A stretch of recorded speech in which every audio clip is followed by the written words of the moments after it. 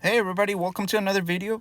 As you know, I haven't been doing woodwork for such a long time, so I need some push sticks, and that's what I'm gonna be doing in this video.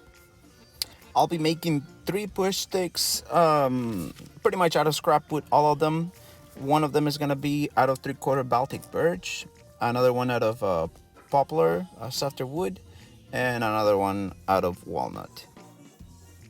This first one is the poplar one, and I'm gonna glue these two pieces of scrap poplar I had laying around. I don't want to waste them. I don't want to throw them away, and I don't want to use a brand new piece of wood.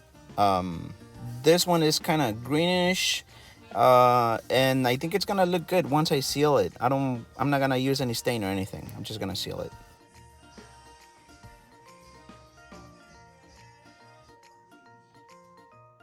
Now, after I take this out of clamps, I'm just gonna be using a basic design. Actually, I'm gonna be copying the push stick that comes with my table saw, but I want it to feel better on my hand, so I made it a little bit thinner. And the other one, the one that you grab on, as you're seeing here, I'm just kind of making it up, but I want the bottom side to be thin so that when you're pushing thinner strips, you can still get it in there without it getting caught on the blade.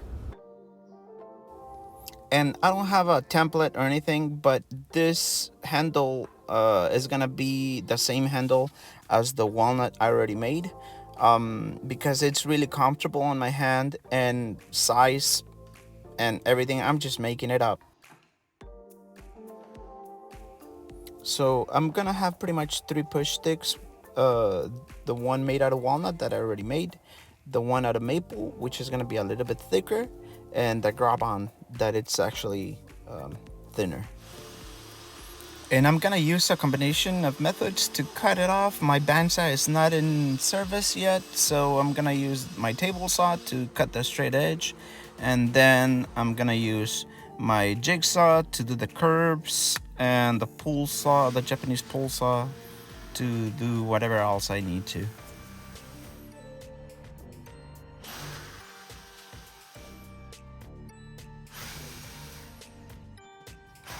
Now make sure your piece is really secured, or at least hold it really tight, because your jigsaw will move it out of your hands.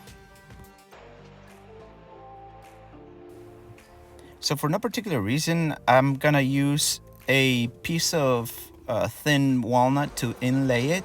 And to cut that dado to inlay it, I'm just gonna use the same piece on my table saw.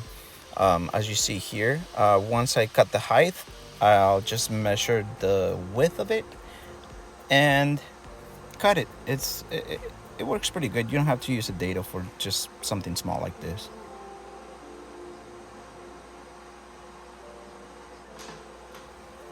And isn't it weird that I'm using a push stick to push another push stick to make a push stick?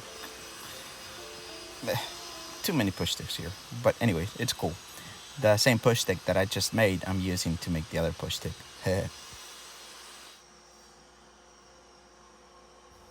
And there you go, perfect dado. So that's where I'm gonna inlay this piece of walnut, as you can see here.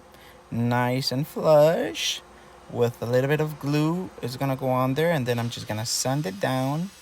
Oh yeah, I forgot. I need to make the little hook at the bottom so it will grab onto the piece of whatever material that I'm gonna be pushing. And with the Japanese pole saw, I'm gonna cut this little piece and do a little bit of chisel work. I'm no expert at chisels, but it works. It's gonna work out.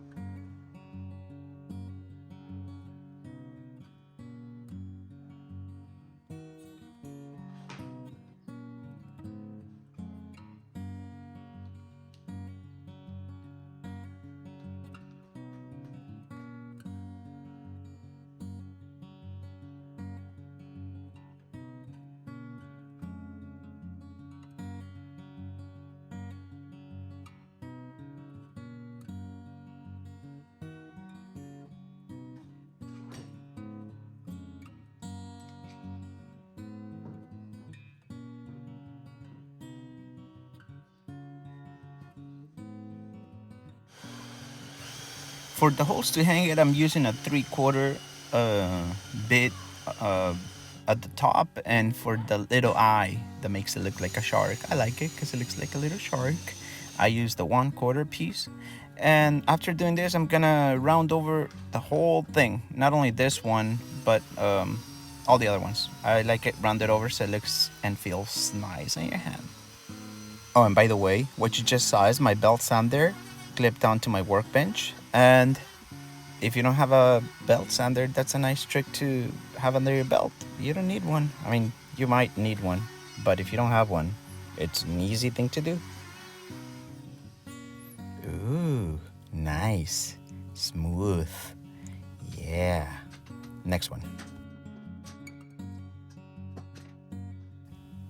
And this one too, I'm gonna use my homemade belt sander shop thingy-majigger to sand it over, make sure it's really nice and smooth, no bumps, because the jigsaw does leave it kind of rough. And then I'm gonna round the whole thing over again because it feels nice and smooth.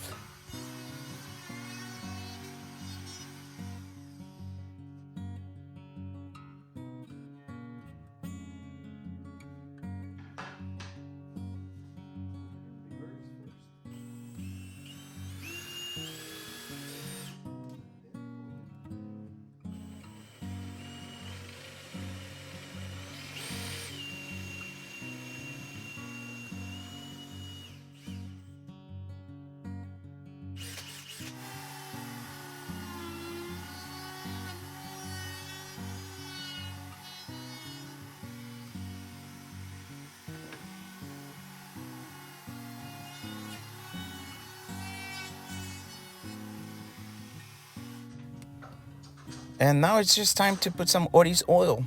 I'm just gonna use Oris oil dark. I don't wanna use any expensive or complicated finish. This is nice and easy. It looks good, feels good, smells really good. I almost wanna taste it. I don't know if I should. Probably will. But it's easy to apply. After 20-30 minutes, you buff it off, and it's a little bit shiny and it feels good. And if you scratch it off, your piece, it doesn't matter. I mean, it's a work piece. You can scratch it all you want, and you can just add more Oris oil if you want, and nothing's gonna happen to it. It's good.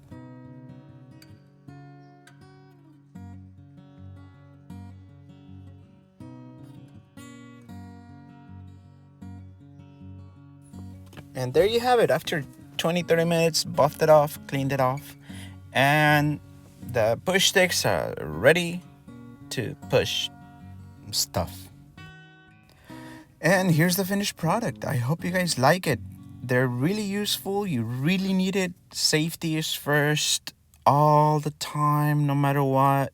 Wear your face mask, wear your glasses, use a push stick, and eat your vitamins, eat your apples, whatever.